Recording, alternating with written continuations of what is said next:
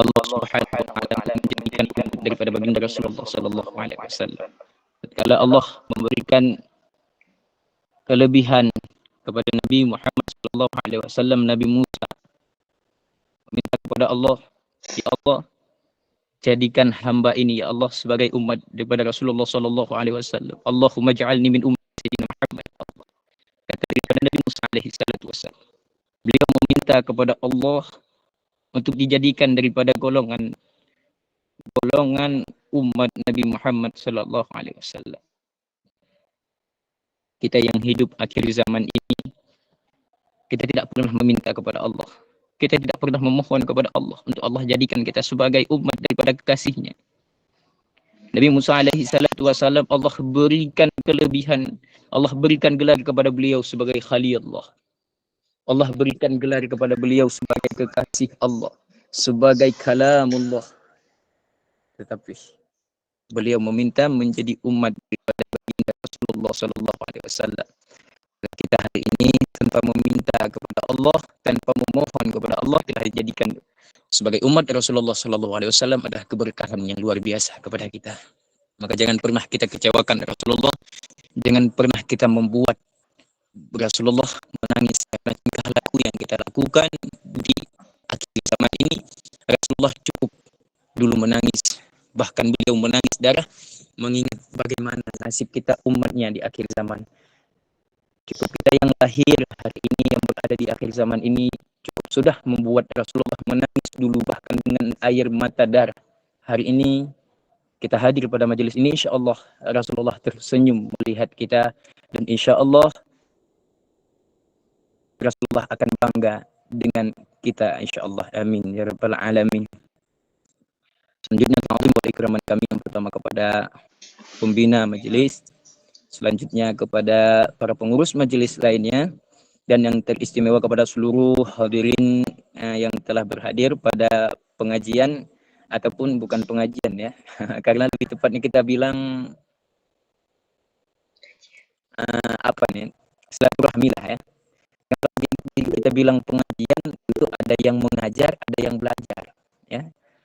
Tapi kalau ana sendiri belum bisa mengajar, istilahnya bisa kita bilang kesempatan kali ini kita bersilaturahmi sambil bertukar pikiran ya.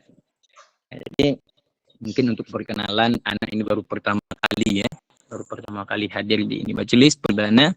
Insyaallah mudah-mudahan mendapatkan berkahan daripada ini majelis, karena anak juga pernah kemarin begitu dihubungi sama admin, anak juga sharing-sharing tentang majelis ini. Alhamdulillah ada Laura Ismail juga ya. Alhamdulillah ada beberapa habaib yang hadir pada ini majelis. Insyaallah berkah dan akan mendapatkan syafaat dan ridha daripada Allah Subhanahu wa taala dan syafaat daripada Rasulullah sallallahu alaihi wasallam. Jadi untuk tema kita pada malam ini kita langsung saja ya. Tema yang dianjurkan oleh admin kepada anak, menerima takdir Allah menjadikan kita hamba yang diridhai Allah Subhanahu wa taala. Ya. Jadi sebelum kita membahas lebih luas, lebih lanjut tentang tema kita pada malam hari ini, ya, menerima takdir Allah menjadikan kita hamba yang diridhai Allah. Kenapa kita mencari ridha Allah? Mungkin itu pertanyaan daripada anak. Nah, ada yang tahu mungkin di sini? Kenapa kita harus mencari ridha Allah bukan surganya Allah? Ya, ada yang tahu? Boleh jawab.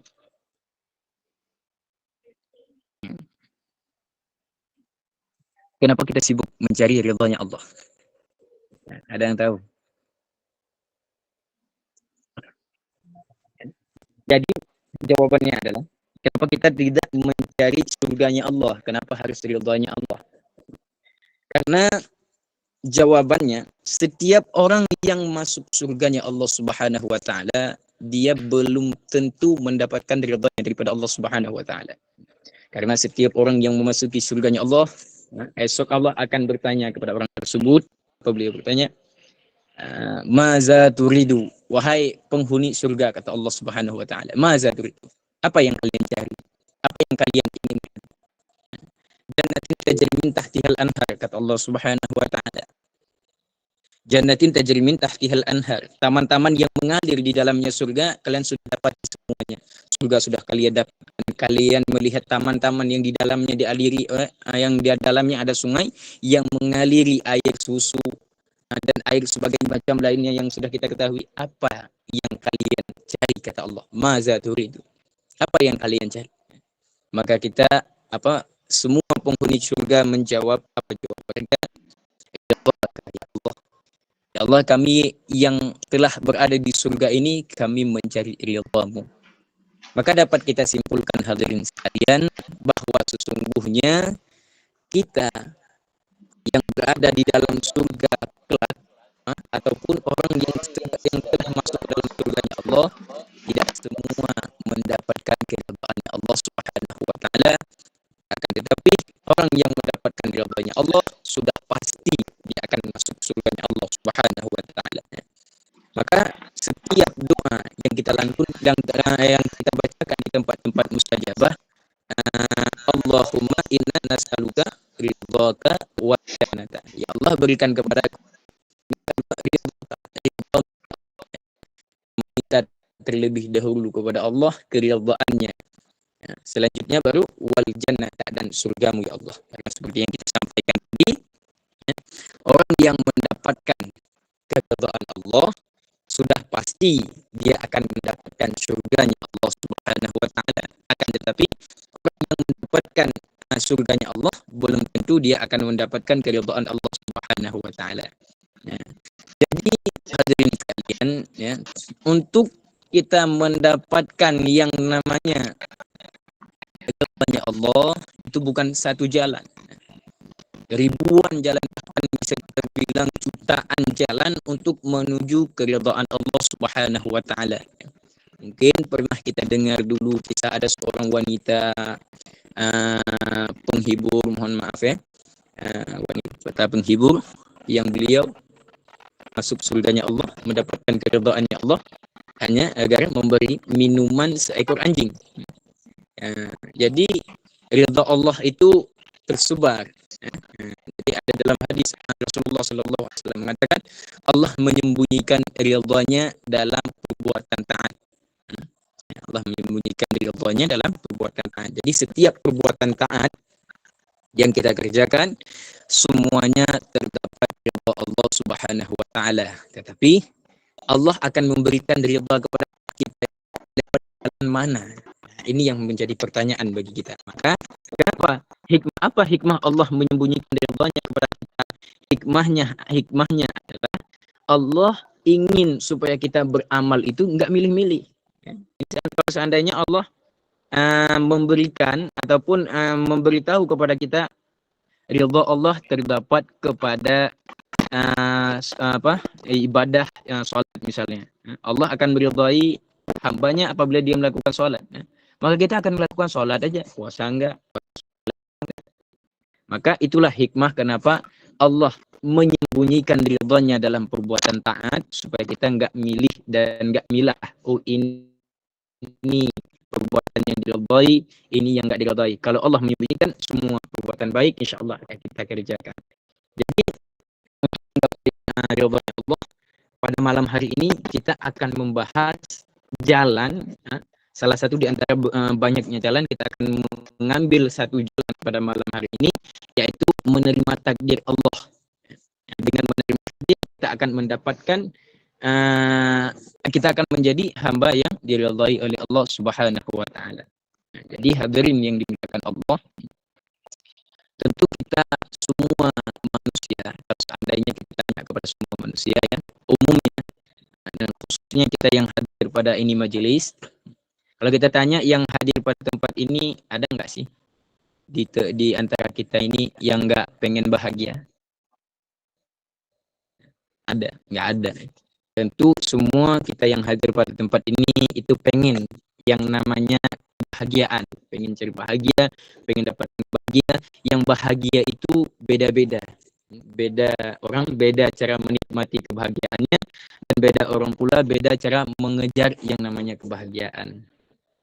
Untuk kebahagiaan tersebut mungkin beda orang beda cara mengaplikasikan kebahagiaan. Sebagian ada orang yang kita tanya Mungkin kalau kita beranggapan kalau seandainya kita lulus sarjana, kita akan menjadi orang yang bahagia. Ataupun kita yang sudah lulus sarjana, kalau seandainya saya jadi mendapat pekerjaan, mungkin saya bahagia. Bahkan ada juga yang beranggapan kalau seandainya saya dapat pekerjaan jadi PNS, mungkin saya bahagia. Ternyata semua yang telah kita dapati tidak dapat membahagiakan kita. Apa sebab? Karena kan kita tidak mengerti apa itu arti bahagia. Kita nggak paham makna bahagia itu apa. Nah, jadi ulama mengatakan bahagia itu apa? Bahagia adalah insyarakus sadr. Hati yang lapang menerima ketentuan Allah. Setiap takdir yang Allah takdirkan kepada kita, kita lapang. Atau artian kata kita ikhlas menerima takdir tersebut tanpa dengan mengeluh. Tanpa kita mengeluh, ya Allah, kenapa harus ini, kenapa harus itu, kenapa harus saya, kenapa tidak dia saja. Di saat hati kita merasa lapang atas apa yang diberikan oleh Allah Subhanahu wa taala, maka kita menjadi orang yang bahagia. Maka Allah Subhanahu wa taala berfirman kepada Rasulullah tatkala Rasulullah sallallahu alaihi wasallam berdakwah di Taif, dilempari beliau dengan batu, berdarah pelipisnya, patah gerahangnya, bahkan lehernya pipinya tertusuk dengan penghalang. Baju perang itu ada besi, di sini besi. Karena begitu kena tebasan pedang, besi itu masuk ke beliau dan gerahang beliau patah tatkala beliau berdakwah di Taif.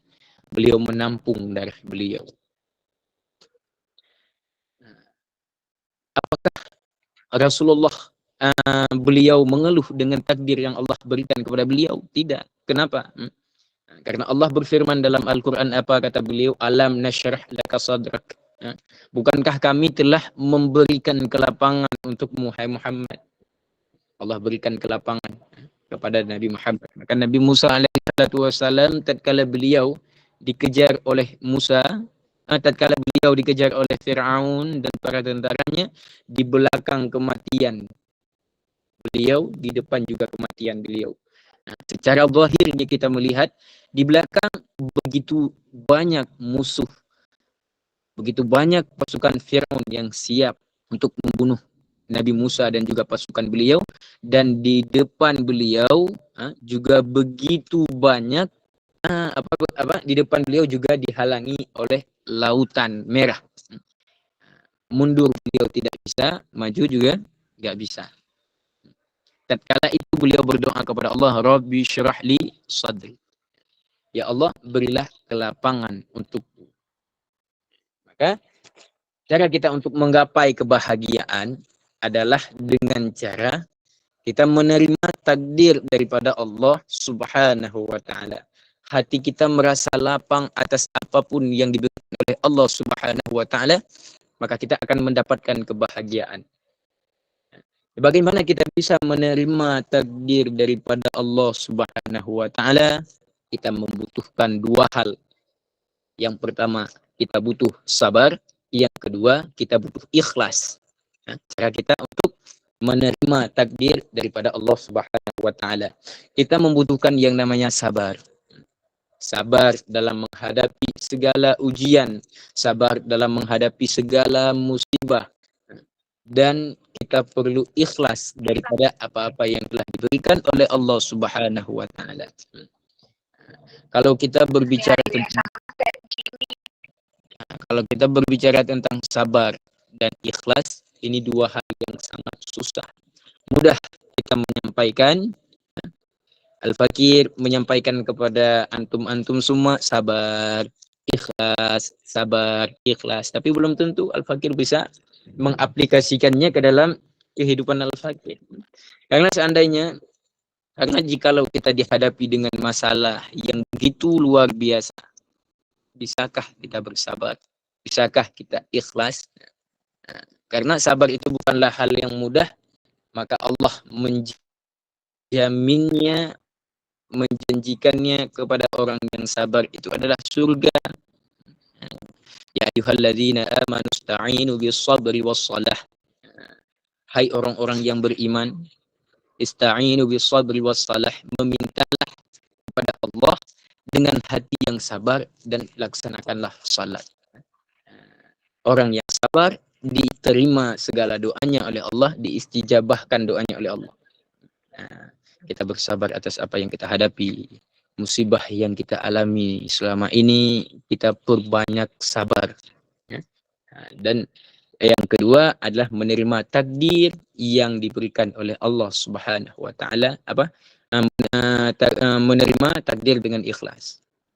Hari ini kita menjadi seperti ini, walaupun kita mendapatkan begitu banyak permasalahan, sabar dan ikhlas, itu insya Allah akan menjadikan kita hamba-hamba yang selalu husnuzan kepada Allah, bukan hamba-hamba yang suudzon kepada Allah. Karena kita itu, gimana kita bilang ya, kita mengeluh sama Allah, nggak tahu apa yang harus kita keluhkan. Kita mengeluh dengan nasib kita. Yang Allah berikan ini, itu yang kita sanggup lakukan. Karena Allah tidak pernah memberatkan hambanya sesuatu yang dia nggak sanggup. La yukallifullahu nafsan illa wus'aha. Maka itu yang perlu kita tanamkan dalam diri kita. La yukallifullahu nafsan illa wus'aha. Allah tidak akan membebankan hambanya melampaui kesanggupan. Yang pertama. Yang kedua, kita harus menanamkan rasa syukur dalam diri kita. Apapun yang Allah berikan, kita belajar mensyukurinya dari hal-hal yang kecil. Dari hal-hal yang mungkin itu sederhana, mungkin apa saja itu. Yang ketiga, kita belajar bersabar. Sabar dari hinaan, sabar dari segala macam. Insya Allah kalau kita mempunyai 3 konteks ini, kita beranggapan bahwa Allah tidak akan membebani kita lebih daripada kesanggupan kita. Yang kedua, kita punya ideologi bahwa Allah, bahwa kita kalau kita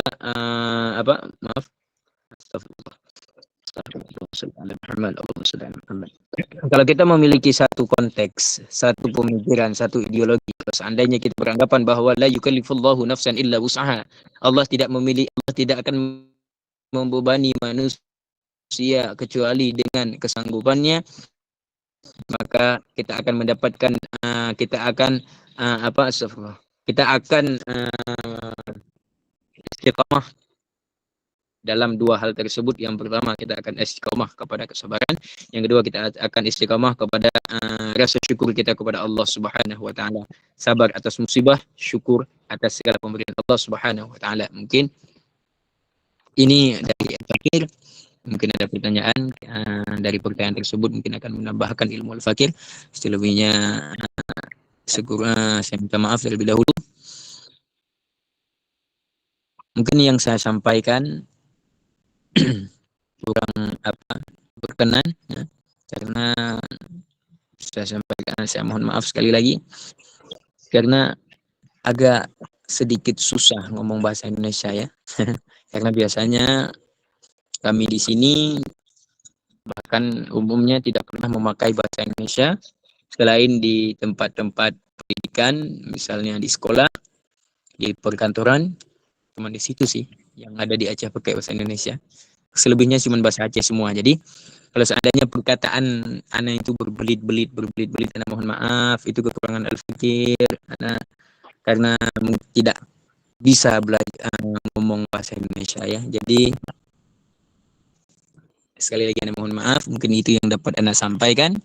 Yang menjadi intinya adalah, poinnya adalah menerima takdir Allah itu. Kalau kita bisa menerima takdir Allah, bagaimana cara kita menerima takdir Allah? Kita akan bisa menerima takdir Allah yang pertama kalau seandainya dalam diri kita punya pendirian la yukallifullahu nafsan illa wus'aha. Allah tidak akan membebani manusia, membebani hambanya melebihi daripada kesanggupannya.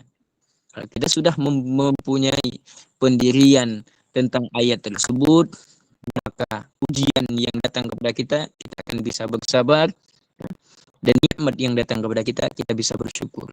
Mungkin hanya ini dari Al-Fakir. Sebelumnya kami kembalikan kepada moderator. Masya Allah, tabarakallah, jazakallah khairan kasiron kepada Ustadz yang telah menyampaikan materi pada kajian hari ini. Semoga bermanfaat dan dapat dipahami dengan baik oleh kita semua. Memasuki sesi yang berikutnya, yakni sesi tanya jawab.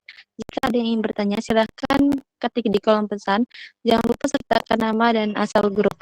Bagi teman-teman yang mungkin ingin on mic, silahkan terlebih dahulu di kolom pesan untuk nanti saya persilahkan.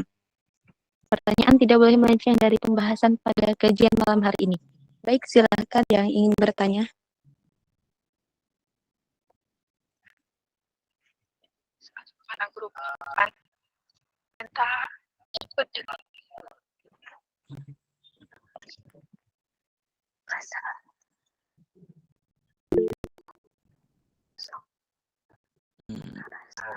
Dan Baik, anak ibu gini, membaca pertanyaan. ya boleh dibacakan ya. Iya. Assalamualaikum warahmatullahi wabarakatuh. Salam. Ingin bertanya, bagaimana cara mengetahui bahwa kita mendapat ridhonya Allah? Bagaimana cara kita mengetahui bahwa kita mendapatkan keridhaan Allah Subhanahu wa taala? Untuk mengetahui bagaimana kita mendapatkan keridhaan Allah, ini dijawab satu persatu atau ditampung? Dijawab satu-satu boleh, Ustaz? Bagaimana yang tadi, bagaimana kita mengetahui bahwa kita mendapatkan keridhaan daripada Allah Subhanahu wa taala ya.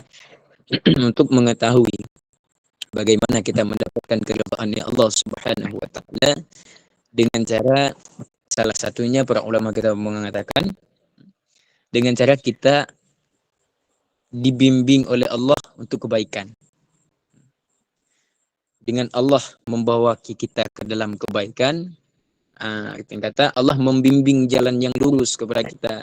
Tatkala hati kita terketuk untuk beribadah kepada Allah, tatkala kita jauh daripada Allah, Allah selalu mengingatkan kita, baik itu dengan postingan-postingan yang kita lihat di TikTok, postingan yang kita lihat di YouTube, di Instagram mungkin, kebaikan-kebaikan, postingan-postingan dakwah yang membuat hati kita semakin kuat kepada ibadah, itu adalah merupakan salah satu tanda bahwa Allah sedang meridhai kita. Maka jangan buang itu. Jangan pernah kita beranggapan, oh ini kebetulan. Ya. Karena kebetulan itu yang kirim itu Allah. Tanpa sengaja Allah menghadirkan video itu kepada kita. Ya. Tanpa sengaja, di saat kita scroll Instagram, Allah menghadirkan kebaikan, Allah menghadirkan dakwah ya kepada kita, itu adalah Allah sedang meridhai kita, Allah sedang memberikan hidayah kepada kita, Allah sedang sayang kepada kita. Maka jangan anggap hal itu adalah hal yang sepele. Ambil hidayah tersebut, genggam erat, karena itu adalah salah satu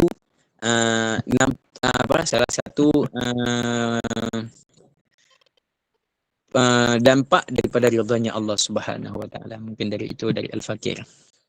Bisa dipahami?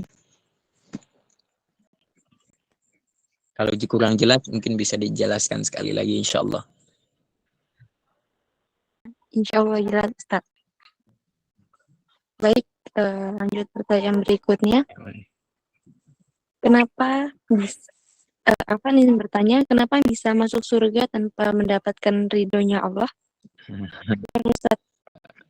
Kenapa kita bisa masuk surga tanpa mendapatkan keridhaannya Allah ya? Iya.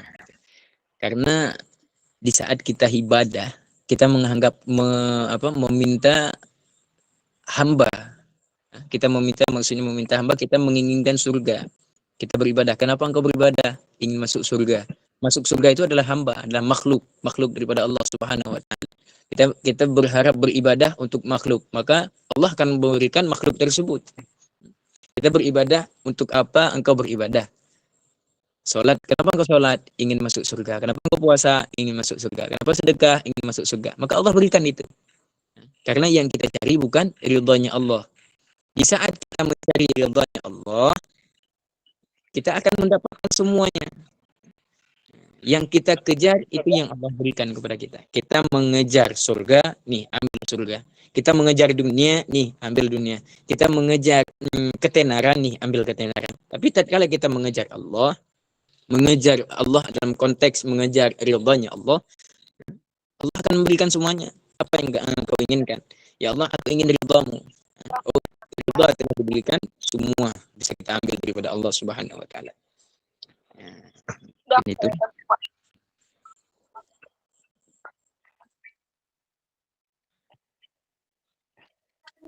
Baik, pertanyaan selanjutnya. Assalamualaikum warahmatullahi wabarakatuh. Izin bertanya, bagaimana cara kita mempertahankan iman kita agar terus dan terus mendapatkan ridhonya Allah, Ustaz? Supaya kita mempertahankan iman kita, supaya kita selalu dalam ridhanya Allah. Iman itu adalah sesuatu yang begitu susah untuk kita pertahankan di akhir zaman. Bagaimana cara kita mempertahankan iman? Iman kita itu ibaratkan listrik. Kita itu kan misalnya mengecas HP. Bagaimana HP itu bisa berisi baterainya kalau tidak ada listrik arus? Maka arus itu adalah iman kita. Bagaimana cara kita mempertahankan iman supaya kita bisa mendapatkan, supaya kita bisa kekal dalam keridhaan Allah Subhanahu wa taala. Jadikan iman kita itu, depankan iman. Bagaimana kita bisa mengedepankan iman? Kenalkan terlebih dahulu siapa yang kita imani. Cara mempertahankan iman, kita harus mengenal iman itu sendiri. Kita beriman untuk siapa? Istilahnya ataupun lebih logiknya, kita mencintai seseorang, tapi seseorang tersebut kita tidak mengenalnya. Apakah dengan kita tidak mengenal orang tersebut kita bisa mencintai orang tersebut? Maka itulah yang dinamakan dengan iman. Bagaimana kita bisa menguatkan iman kita kalau seandainya kita tidak mengenal apa yang kita imani? Jawaban daripada pertanyaan bagaimana kita bisa menguatkan iman kita supaya dalam keridhaan Allah Subhanahu wa taala. Untuk menguatkan iman, kita harus mengenal dulu terlebih dulu, kita harus mengenal siapa yang kita imani. Kita beriman kepada Allah. Kita terlebih dahulu harus mengenal Allah itu siapa. Bagaimana dengan sifat-sifat beliau. Apa yang beliau kerjakan. Apa yang beliau lakukan. Bagaimana segala sesuatu daripada beliau. Kita harus mengenal terlebih dahulu beliau. Di saat kita mengenal beliau. Kita mengenal kekuasaan beliau. Kita akan beriman kepada beliau. Dengan iman yang akan diridhai oleh beliau. Yang mana? Maksudnya gini. Di saat kita sudah beriman kepada Allah, maka kita akan mencari keridhaan beliau. Karena untuk saat ini sebenarnya bukan kita tidak mencari keridhaan Allah, tapi kita belum 100% beriman kepada Allah. Kalau seandainya kita sudah beriman 100% kepada Allah, iman kita seperti imannya para ulama, para alim, para wali, para rasul, para anbiya, maka yang kita cari bukanlah dunia. Yang kita kejar bukanlah kehidupan dunia ini. Tapi yang kita kejar adalah semata-mata keridhaan Allah Subhanahu wa taala. Jadi dalam garis kurung ya, bisa kita bilang bahwa untuk menguatkan iman kita, kita harus mengenal terlebih dulu siapa yang kita imani tersebut.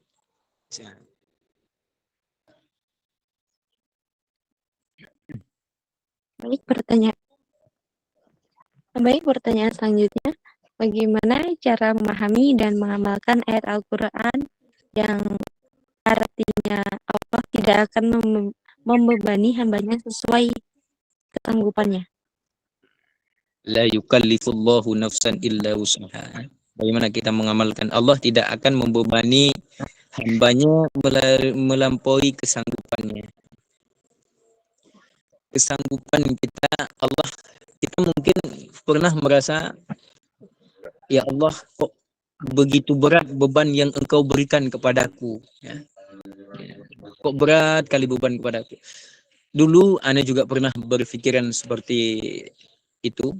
Ana berpikir, kok Allah memberikan beban kepada Ana itu begitu berat. Nah, Al-Fakir berpikir, ya Allah, kok berat kali beban yang engkau berikan kepada hamba, ya Allah. Di saat Ana duduk bersama kawan-kawan Ana di Ponpes dulu, Ana duduk sharing-sharing. Mereka bercerita masalah mereka ini berat kali masalahnya. Masalahnya puluhan gini. Ana membayangkan dalam pikiran ana, seketika ana terbayang dalam pikiran ana, itu masalah yang sangat sepele bagi ana. Kok dia bisa mengatakan bahwa itu adalah masalah yang begitu berat? Dalam setelah kejadian tersebut, ana baru memahami rupanya ini makna daripada ayat tersebut. Ini adalah bukti bahwa Allah tidak akan membebani manusia melampaui kesanggupannya. Mungkin kita yang hadir dalam majelis ini, yang si A punya kesanggupan punya masalah segini, yang si B punya masalah segini. Kita bandingkan masalah mereka berdua, tidak akan sama. Tentu ada salah satu di antaranya lebih ringan masalahnya dan juga lebih berat masalahnya. Maka dalam ini cara untuk kita mengamalkan, bagaimana kita bisa mengamalkan, Allah tidak akan membebani manusia melalui lampau, la yukallifullahu nafsan illa usaha. Allah tidak akan membebani hambanya melampaui daripada kesanggupannya. Cara kita mengamalkannya adalah dengan yang pertama kita harus yakin. Pertama kita yakini dulu, yang kedua baru bisa kita amalkan. Seperti yang kita bilangkan, seperti yang kita sampaikan tadi di permasalahan iman, yakini dulu baru bisa kita amalkan. Kita harus meyakini dulu bahwa Allah itu tidak akan pernah memberatkan hambanya. Allah itu selalu memberikan beban kepada hambanya sesuai kesanggupannya. Untuk setelah kita yakini, cara kita mengamalkannya adalah dengan cara setiap beban yang kita hadapi, jangan pernah kita menganggap bahwa kita itu sendiri. La takhaf wa la tahzan, kata Allah.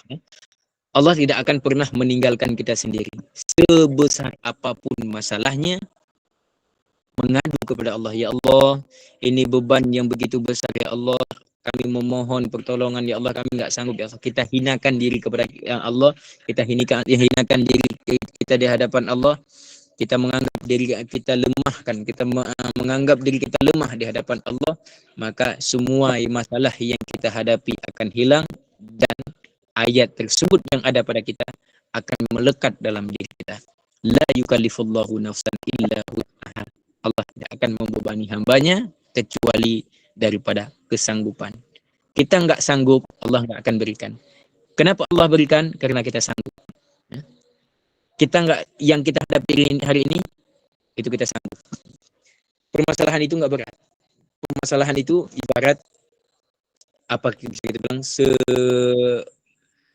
satu kertas, ya, mungkin sebesar kertas yang kecil, nggak berat. Tapi kalau kita pegang selama 1 jam, 2 jam, 3 jam, 4 jam, kertas tersebut akan terasa puluhan kilo.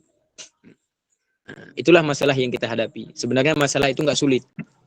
Semua masalah ada jalan keluarnya. Kenapa masalah itu sulit? Karena kita selalu memikirkannya. Tapi para salafun salihin, ya, para orang soleh, ya, mereka, masalah yang mereka hadapi, mereka tidak akan membebani pikiran mereka dengan satu masalah. Tapi mereka akan meminta pertolongan kepada Allah. Itu jawaban dari saya. Yang menjadi kesimpulannya adalah cara untuk kita mengamalkan ayat tersebut. Yang pertama kita harus yakin Allah tidak akan membebani kita dengan sesuatu yang kita tidak sanggup. Setelah kita yakin, insya Allah kita akan bisa mengamalkan.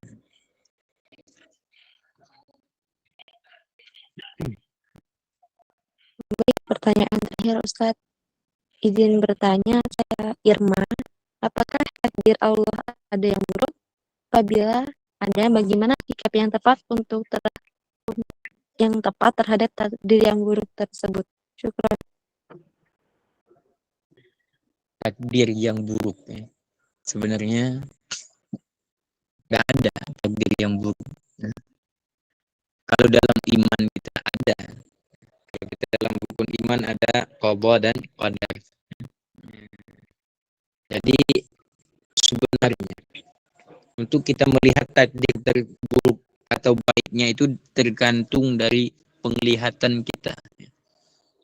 Kalau seandainya pikiran kita diliputi dengan keburukan, dengan suuzan kita kepada Allah, maka semua yang ditakdirkan Allah itu menjadi buruk bagi kita.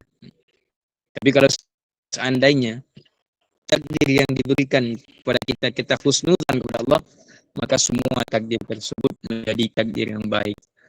Karena pernah melihat ataupun mendengar, lebih tepatnya mendengar satu cerita dari guru anak. Beliau pernah duduk, beliau pada suatu hari beliau jalan-jalan ke pasar. Jadi ada orang yang jualan es krim. Begitu lewat orang yang jualan es krim tersebut, karena pas itu cuaca mendung, hujan, orang yang jualan es krim tersebut berteduh tepat di samping guru anak. Saat itu beliau bertanya kepada sang penjual es krim tersebut, "Wahai Bapak, apakah bagaimana hari ini rezekinya?" Beliau berkata, "Alhamdulillah, hari ini rezekinya baik, banyak." Berapa lagu Bapak? Alhamdulillah baru lagu dua. Baru lagu dua, beliau mengatakan rezeki beliau sudah banyak. Sambil beliau sudah berpikir, tanya, Bapak gimana kalau seandainya sampai alhamdulillah, Allah berikan rezeki kepada anak-anak saya ya, untuk banyak berdoa kepada Allah. Jadi rezeki sang dagang tersebut. Di bulan lain lagi, Bapak pernah nggak? Guru anak bertanya, Bapak pernah nggak jualan laku sama sekali? Jawab Bapak dulu, jawab pernah. Jadi bagaimana respon Bapak ketika Bapak tidak berjualan tapi nggak pernah laku sama sekali? Apa jawab beliau? Wahai kata bahwa rezeki yang kita ini semua sudah diatur Allah. Hujan yang kita sebagian beranggapan bahwa ini adalah sebuah bencana atau sebuah hal yang membuat kita bisa menjadi rezeki uang. Kita semua sudah salah memahaminya dan kita sadari bahwa hujan itu juga merupakan rezeki yang diberikan Allah pada makhluk yang diberikannya. Kita ini bekerja kerja kantoran, ada kerja dan lain sebagainya. Kita beranggapan kalau seandainya ada peraturan PSS ini bisa disebarkan karena tujuan PSS-nya kalau seandainya itu jadi ada, kita bisa membeli es krim tersebut. Kenapa?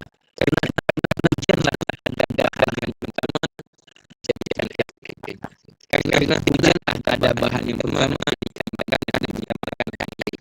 Maka semua yang mungkin itu adalah apa yang dinamakan dengan buruk itu tergantung pandangan kita. Bagaimana? Apakah dia buruk itu ada kalau kita bagaimana pada kotor?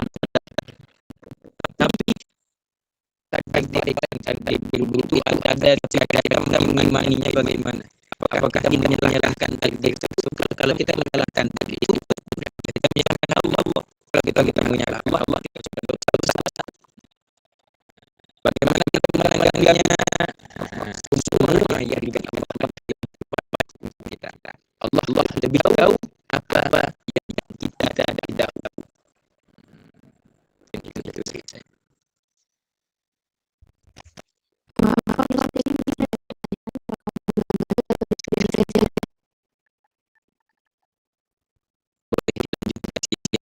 Ada daripada para jamaah oleh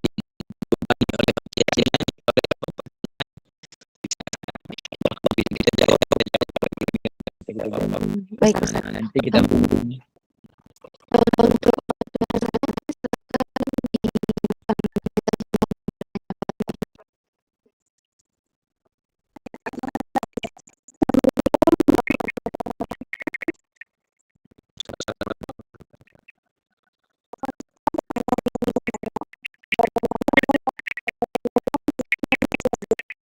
Untuk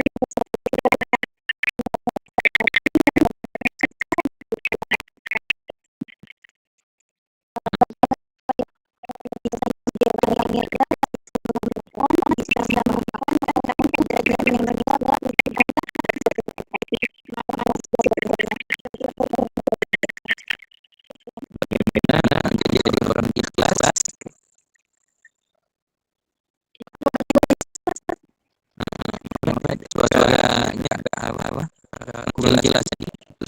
Hilang suaranya.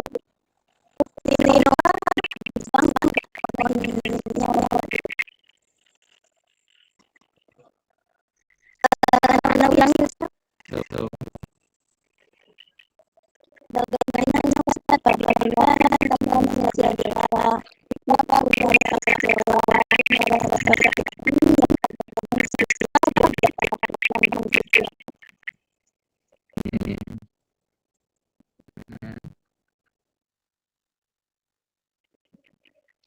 Manusia punya rasa susah, ya.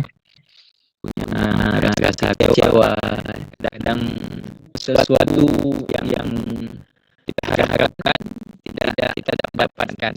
Rasa kecewa itu hadir apabila kita berharap. Kita lalu menggantungkan sesuatu harapan kepada sesuatu yang tidak bisa mengabulkan harapan kita. Kita akan kecewa. Kita meminta kita menggantungkan harapan kepada manusia. Yang manusia itu tidak memberikan langsung memberi. Dia sang meminta. Jadi kalau kita meminta kepada sesuatu kepada orang yang dia tidak sanggup memberi, kita akan kecewa. Kita minta untuk menghilangkan rasa kecewa kita, mintalah kepada sang pemberi, Allah Subhanahu wa taala. Kita sudah minta tapi Allah belum memberikan. Bukan tidak.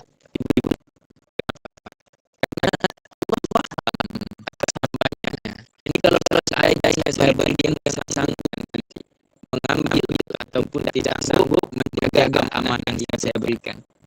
Itu urusan kita kepada Allah Subhanahu wa taala. Bukan Allah enggak memberikan. Biar Allah tahu kita sanggup. Itu cara untuk menghilangkan yang pertama rasa kecewa kita. Kita sudah lalu kecewa. Bagaimana kita bisa sabar dan ikhlas. Lalu berbicara tentang sabar. Sabarlah hal yang mudah diucapkan, sabar.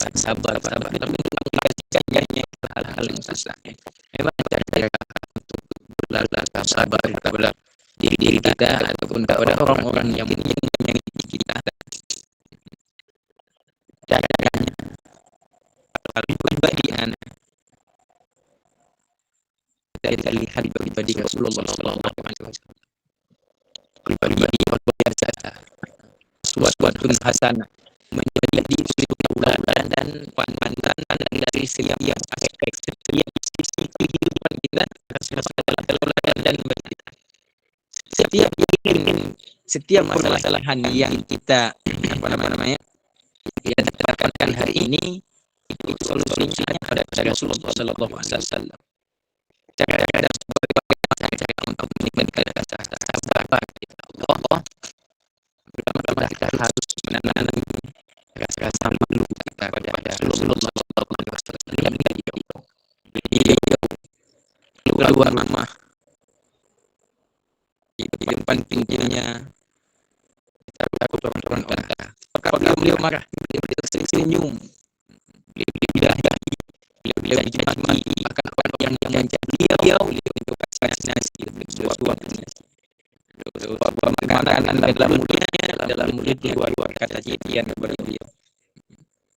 Apakah enggak bisa sabar tengku, sabar berat, sabar berat untuk menjadi pribadi yang sabar. Kita belajar kita sabar, belajar dari hal-hal yang kecil. Caranya setiap orang yang menyakiti kita maafkan.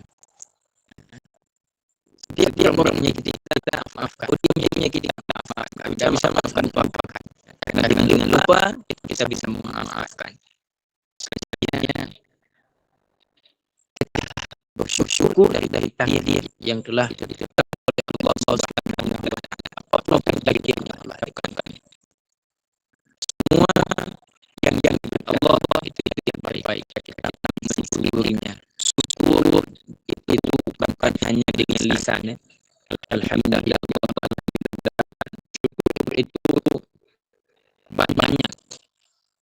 Ada syukur fi'li, pekerjaan. Kita bersyukur bekerja. Allah berikan kita syukur kita untuk menyelamatkan agama. Itu syukur tangkal kita.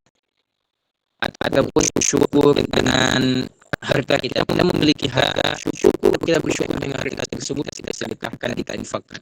Punya tenaga kita membantu. Ada orang-orang yang membutuhkan tenaga kita dan juga berbagai banyak aspek cara bersyukur lainnya. Jadi dengan lisan. Yang banyak apa bisa dipahami, kalau tidak dipahami bisa dijelaskan sekali lagi, jangan merasa sungkan ataupun merasa malu. Kalau tidak bisa dipahami, tanyakan karena hal yang dilarang bagi kita adalah malu tatkala kita tatkala kita menuntut ilmu. Itu adalah malu yang sangat dilarang oleh Rasulullah. Jadi tidak kalau adanya jelas silakan, bisa tanyakan kembali.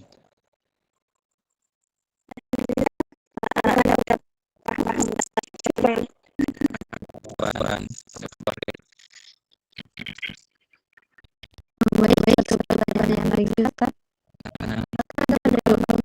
Jalan keluar dari takdir yang sedang kita hadapi adalah tetap ikhlas dan sama syukur. Pribadi anak salah satu doa tatkala masalah beban yang memiliki hanya satu doa, dan bila dengan satu doa tersebut anak mendapatkan jalan keluar. Itu doa yang anak lakukan. Allahumma ja'alni, ya Allah jadikan hamba syakur, ja'alni sabur. Ya Allah jadikan hamba orang yang bersyukur dan orang yang bersabar. Itu doa yang anak pakai satu doa tersebut. Allahumma ja'alni sabur. Ya Allah jadikan hamba orang yang bersyukur dan jadikan hamba orang yang bersabar. Karena saat syukur dan sabar tidak ada yang merasa bahwa masalah itu besar. Kita punya rasa syukur dan rasa sabar, masalah yang kita hadapi akan merasa kecil. Itu jawabannya.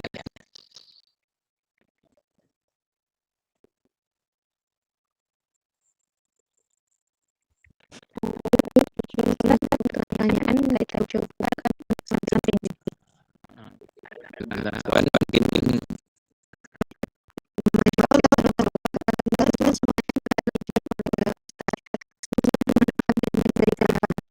alhamdulillah kita melamari dengan slide saya akan kemudian ada ini juga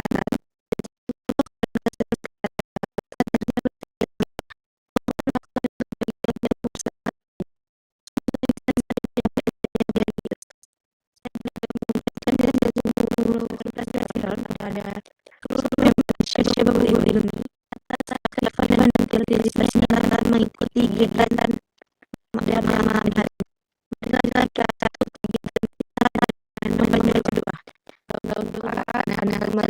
pada Ustaz.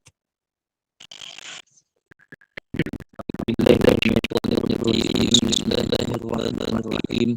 Alhamdulillahirrahmanirrahim. Hamdan katsiran hamdan tayyiban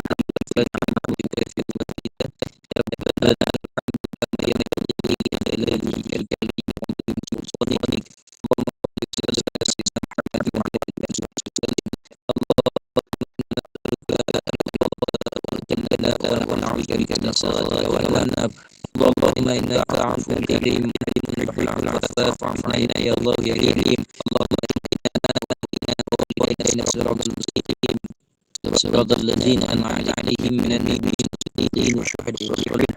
اللهم افتح علينا فتوح العارفين وفتحنا في معرفتنا اللهم اجعلنا علم الغفار صالحا وعملا متقبلا اللهم اجعل جمعنا هذا جمعا مرحوما وتفرقنا من بعد تفرقا معصوما اللهم اجعلنا صبورا واجعلنا شكورا واجعلنا من عين الناس كبير واجعلنا من عيني صغير ربنا اتنا في الدنيا حسنه وفي الاخره حسنه وقنا عذاب النار صلى الله على سيدنا محمد وعلى اله وصحبه اجمعين الحمد لله رب العالمين الفاتحه.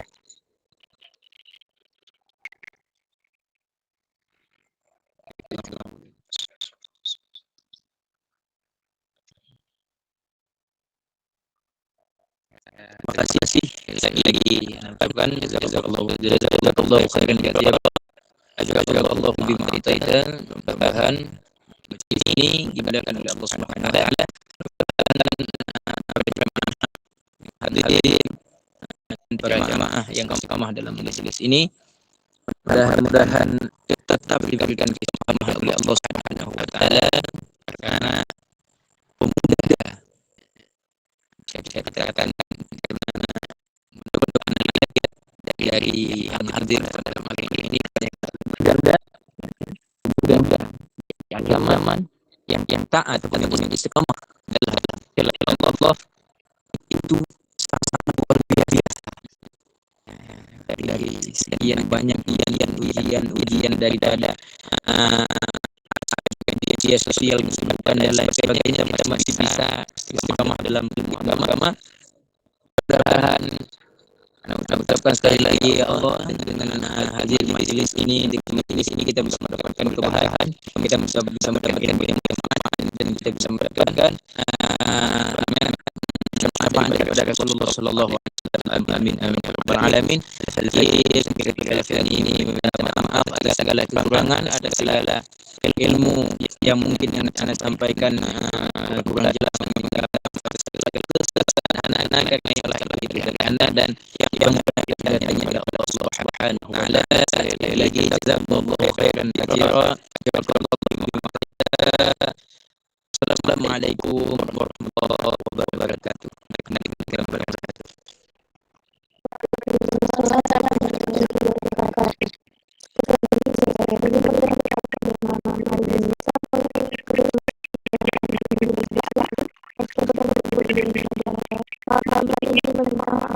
Ada kesalahan, dijaga dan berbagai yang menggunakan Allah dan kesalahan murni dengannya dan semoga Allah berikan kemudahan dan keberkahan kita menuju kebaikan. Wassalamualaikum warahmatullahi wabarakatuh.